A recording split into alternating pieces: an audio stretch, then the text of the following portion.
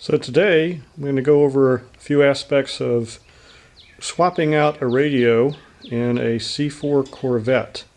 So there is at least one other video online that shows removal of the radio from the bay inside the C4 Corvette.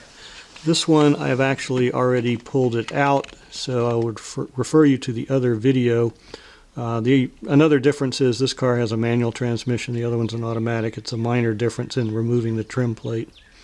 Before any of this is started, however, one needs to be very certain they know what they're getting into. There's a lot of wiring issues here. There's a fair amount of complexity, and if you're at all squeamish about it, you probably should refer to someone who's done it before and have some help available. I am going to follow the right rules, which start with disconnecting the battery. So I'll have to pop the hood over here and get under the hood and disconnect the battery. Okay, I've dutifully disconnected the negative terminal of the battery. There's good reason for that. We're going to be working with some of the wiring in the radio compartment, and that wiring, some of it is live at all times. It's not switched, so having the car off is not going to help. And if you were to short out something, it could blow a fuse as a minimum, and worst case, it could damage wiring in your car. Alright, so now I'm inside the vehicle, and you can see the empty radio bay there, except it's not empty. There are many wires in there. This car had an aftermarket unit in it already, and so there's quite a jumble of wires that I'm going to have to clean up to install the new radio. So inside the radio compartment you can see the original radio connector. This car had a Bose radio in it. There's one connector here, there's another one back there. This is the primary one that was tapped into, and unfortunately they did not have a connector to go onto this, and so they spliced into these wires that come out the back of the connector with these little T-junctions. And part of the problem that I'm having is that the existing radio, in addition to not looking very good and being in the 1990s vintage, late 1990s, it also is cutting out, and I think it's due to probably this wire. This is the always on, always connected to the battery wire, so it's the primary power draw, and it's just spliced in right here, and I think that there's probably not a very good low ohmic connection there. So we'll clean that up, remove all of these very carefully, and keep track of the wires and so forth. There is at least one video online for getting into the radio compartment on a C4 Corvette. Also, some of the installation brackets come with some good information on that, but I'll just quickly go over it here. I've got the faceplate removed. The faceplate, or the trim plate, is here. Actually, that's upside down. So normally it would be down here like this. And there's another piece that you have to remove, which is the air conditioning vent. And so I'll show you the screws and where those come out, and then we'll move on from there. To get the trim plates off, there are several screws that have to be taken out. One of the starting places is in the glove box here. There are some screws aft of this trim plate. So down in here, one on each side. One of mine was missing, so I only had to take one out. And then inside this compartment, there are some other screws, at least one that you need to take out. And I think that might be it, but again, refer to information that you can find on that. I've already got this one removed, so I can just pull it up. Now, let's see, I'll shift it into a different gear here. All right, and then I can be able to pull it back easier, so I can pull that back. So the reason we have to pull that back is because for the faceplate, there are some screws at the bottom of it, here and on the other side, that are down covered by the lower trim plate. So you have to pull those out. Then up at the top, there are two screws that held in the air conditioning vent unit And so here's, let's see, no, there's one, and there's one. And then there's one screw that holds in the top of this faceplate, and I think there may have been some others, I can't remember right now, but refer to some information on that from an installation manual, or I have the service manual for the car, so it was easy to figure all of this out. Some other complications in the wiring to be aware of in these vehicles. Many of them came with the Bose system, and the Bose system has amplified speakers. So there are speakers in the kick panels down here, and there are some in the back, and there were speakers in those compartments, but also amplifiers. And so if you still have that, you probably know what I'm talking about, because those amps tended to fail, I think. But you can't really, I don't think, easily tap into those. At least I don't have to, because this car, it already had those issues with the replacement stereo that was in it, and the amplifiers were disconnected. A couple of them are still in existence back there, but they're not being used. And so their car was rewired with different speaker wires, and that's what this jumble is here. So you can see these speaker wires. This is the radio that was in the car when I bought it. It's a single height DIN compartment. I think it's a Kenwood, and you can see that it stuck out from the dash quite a bit. This is the dash trim panel, and this of course fit in here like this. So it looked okay, but from the top it stuck out and it just did not look very good at all. In addition to that, it has a blue screen display, and the interior of the car, all the interior panel lights are amber, and so it really looked out of place. I didn't like that aspect of it either. This is the new unit that I plan to put in it. It's a popular Jensen VX720 model that a friend of mine put in his car. Now if I zoom back from this, you can see some of the pieces that you come with it and that you need to install it. In particular, there is the GPS antenna. I'll have to find a place to put that. I think I might put it in the glove box, because then it will have a good shot up through the glove box plastic, out the window, and up to the satellites, so I think that'll be sufficient.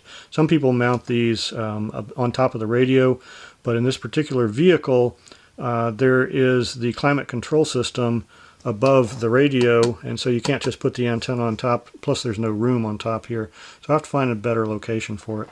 In addition to that, there's a microphone that comes with it, because of course this is a new unit and it has Bluetooth and all the fancy stuff. In addition to GPS, you can also get a Sirius XM radio adapter for it. Doesn't come with it, but they're not expensive. They're like $30. I've seen them as cheap as free on Crutchfield with a rebate.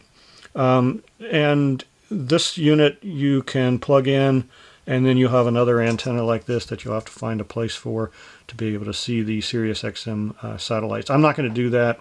I'm just going to stick with these two options of the unit right now. There's also a backup camera option.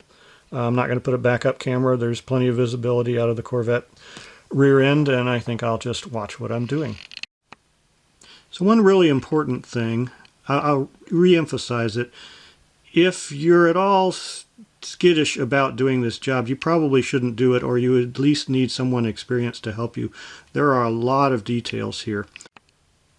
What I tried to do is get all the pieces in place before I start, because I really don't want to be working under the dash or in the dash and have things not go well. So I try to get all the pieces in place. And what you're seeing here is a manual that came with these brackets that hold the radio into the compartment bay in the car. And they are on the side here. I've mounted them on the side. So there's one on this side and there's one on the other side. And you really have got to get these or something like them. These are made by Metra. Comes with this nice manual. My understanding is a lot of the install places use Metra, so they have a very big market. I think these are going to work. I tried mounting them so that they match the positions of the ones on the old unit, and so I'm hoping that will work. However, I did a trial fit, and I think what I'm going to do is cut this notch a little deeper just to make my life safer and easier once I get this thing in there. I don't want to be struggling to get the screws in, so I think I'm going to notch that a little deeper. I'll take these off. The other thing I'm going to do is, once I get these off, I'm going to put this radio in one last time and make sure that the compartment is deep enough. The specs for this radio say that it's 7 inches deep. It is not. I've measured it. It's less than that. But I still need to make sure that it is going to fit. In addition to checking the physical mounting before I proceed, I have started to get these wires figured out. There's a lot to figure out here. However, they are standard code, color code for most of the older radios. Now, bear in mind, newer radios, if you got a newer Corvette, you need to be going to Crutchfield as a minimum and or have a professional installer. There are a lot of complexities with the new cars because they have buses on the computer that talk to the radio. They have multiple connectors. In that case, I was helping a friend on a Toyota, and we really needed to go to Crutchfield and get a wiring harness that fit his car because we just had no idea what wires were what. They didn't match the color code. The Corvette, they don't match the color code either, but I have an aftermarket radio in there that somebody's already figured all of that out. This is the installation guide that comes with the Jensen unit, and I'll zoom in on the wiring here so you can see. At the top, there are speaker wires, positive and negative for each one. You got to make sure you get all of that right, of course. Otherwise, the phase on the speakers will not be correct, and it may sound a little bit odd. There's 4 speakers here, and then there is a yellow wire that's powered all the time. That's why I went ahead and disconnected the fuse. I don't want to be working with that and run the risk of damaging the car wiring. That's the yellow one. Black is ground, red is the switched power from the ignition switch. So after the power and ground wires, there are several control signals. There's an orange one for the dimming at night when your headlights are on, I believe is what that one's about. The blue one is for the power antenna. My existing install has a relay in there that probably interfaces it to something that is a high power circuit in the Corvette, and so I'm going to leave that relay in place and just use the blue control wire to it. The pink is for the parking brake. The parking brake wire prevents the unit from displaying a DVD video unless you're in park with the parking brake set, and so I'll either connect that up or leave it disconnected so that I'm legal. Then there are the reverse one, which is for the backup camera. I'm not going to use the backup camera, so I'll just insulate that and keep it, not use it. And then there are 3 more, the SWC, that steering wheel control units, which for this car don't matter, but here it is if you care. If you buy the radio from Crutchfield and or go to the Crutchfield site, you may see that it says modified fit. And what that means is you may need some work on the instrument panel or the compartment to make the radio fit in there. So that's why I'm going to do another trial fit before I get started on all the wiring. I want to make sure that I'm going to be okay there. A very important issue, of course, is the appearance, how it's going to look in the trim plate. So I'm going to pull the trim plate over and I'll show you how that fits around the unit for this particular model. Of course, it's different for other units, but for the Jensen VX7020, we'll look at that. So this is trial fitting the faceplate over the front of the unit. I had measured it and I thought it was going to have plenty of extra clearance. Of course, measurements are always a little bit tenuous, and sure enough, it doesn't fit perfectly. You can't see it in the video perfectly, but up here at the top, it is actually sitting well. At the bottom, it's flush, but it doesn't go in the way it's supposed to. It should go into the little notch here at the bottom. One last note before I go back and do the final trial fit in the vehicle before wiring things up and trying to actually get it placed in there. This mounting plate that, again, I had to buy separately. This one's made by Metra. This mounting plate did not come with these screws. neither did the radio. These screws were listed on Amazon as one of the items that customers typically buy when they're buying the radio, and I thought, oh, that's interesting. So I went ahead and bought them. They were quite expensive. They're like $1 a piece or something ridiculous like that. But considering the cost of the radio, around $250 or so, another $8 is not a biggie. So I got 4 screws on each side. It'll be a good mount. Well, here's the results of the trial fit. It's a good thing I tried it. Having trouble getting it to go back far enough, and I guess that's expected, even though it seemed to measure okay. If you look over here on the side, there is still a gap here, and so this trim plate is not far enough back yet. I can push on it, and I might be able to get it a little bit farther back, but it's really interfering. So after the trial fit, I'm rethinking a couple of items. It doesn't really fit. Some things needs to be trimmed, and looking at the Metra installation instruction, they have this nice word here that says cut out. They want you to cut out the plastic piece at the back of the radio to make more room for it to go back. I could do that, but I think with some finagling and possibly with some trim of this front trim piece, specifically, I need to cut this edge back in this direction about 1/4 of an inch, and that will allow the radio to project outward a little bit more, so I don't have to cut the rear piece, which I don't want to do for structural reasons, and also because there's an airbag wiring harness back there, and I just don't want to be cutting around that. So I think if I trim this piece back here carefully, I can make the radio fit reasonably well. So it's a pain, but that's the way these things go, and that's why I'm going to spend several days working on this. Got the wiring harness prepped. I'm going to take it out to the car shortly, but I wanted to get as much done inside where it's easier to reach things as possible, so the wires are all twisted and ready to be joined to the others. I put some heat shrink tubing here so that after I've soldered the wires together, twisted and soldered the wires together, I can run this over it and shrink it, make a good insulated connection. I also tested some of the heat shrink tubing to make sure that it would shrink down to the right diameter. There's a couple of pieces. I got 2 different types from Amazon when I ordered stuff. Here's one. I actually like this one pretty much. It shrinks quite well to about 1/2 to 1/3 of the diameter, and it remains pliable and seems very nice. This one is very colorful. It's a little harder than the other. The rubber is not as pliable, but it works, and probably use some of it. I've already used it right here on this blue wire, which I'm going to run to the center console compartment. This wire goes out here, and that will be terminated in the center console compartment, and I can twist those together if I want the antenna on the Corvette to go up and down with the radio. Normally I won't, and so I'll leave these disconnected. At least that's the theory of how it will work.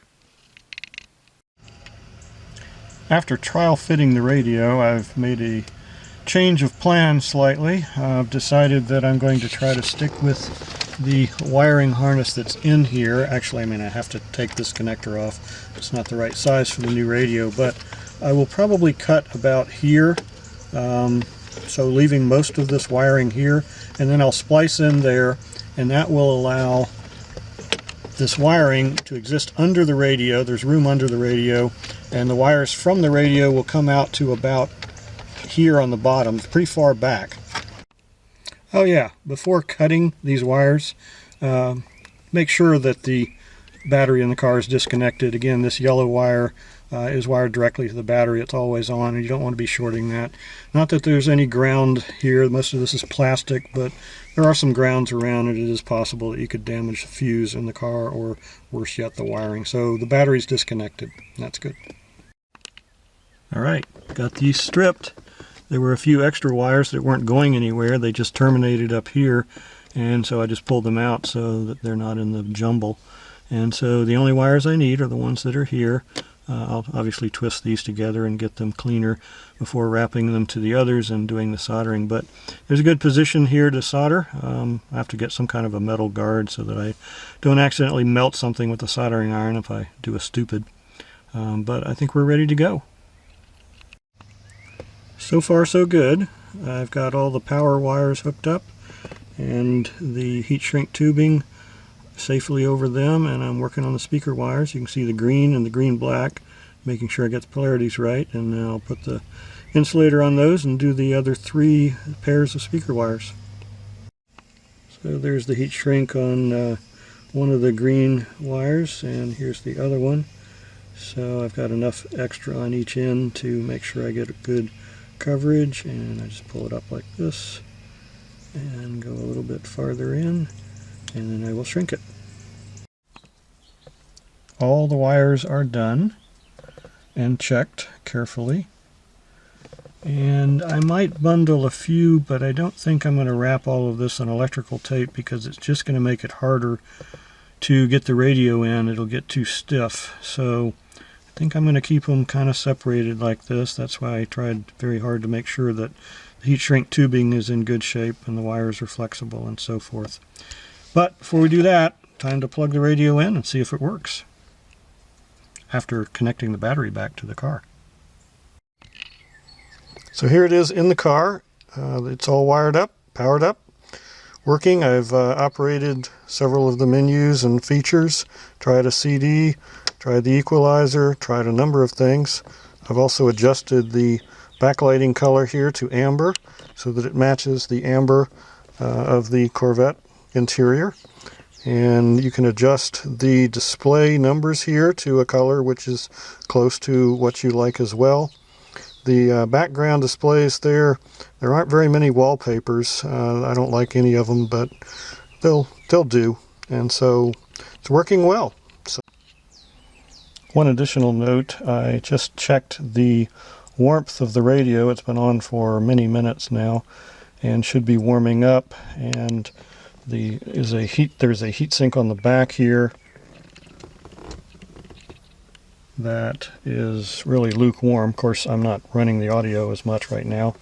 And the bottom, if you put your hand on the bottom, you can feel some warmth on that, but nothing is hot. And I think that even though it's going to be sitting in this very tight compartment, we should be okay. I'll run it with the audio up for a while, make sure the heatsink does not get particularly warm, but right now I don't think it's going to. It's just history. The last act is over. Been playing this for a while to check the heatsink, and it's quite warm back here. And when you play it at high volume, I can keep my hand on it, but at certain points I don't want to. So we do need to have some decent ventilation back there, and I'm going to keep looking at that issue. I think I can make it work, but want to be careful and not make it too hot back there. So after wiring the radio and checking to see how far back it could go, I made a decision to not cut the back of the compartment out. As I mentioned before, I didn't want to do that.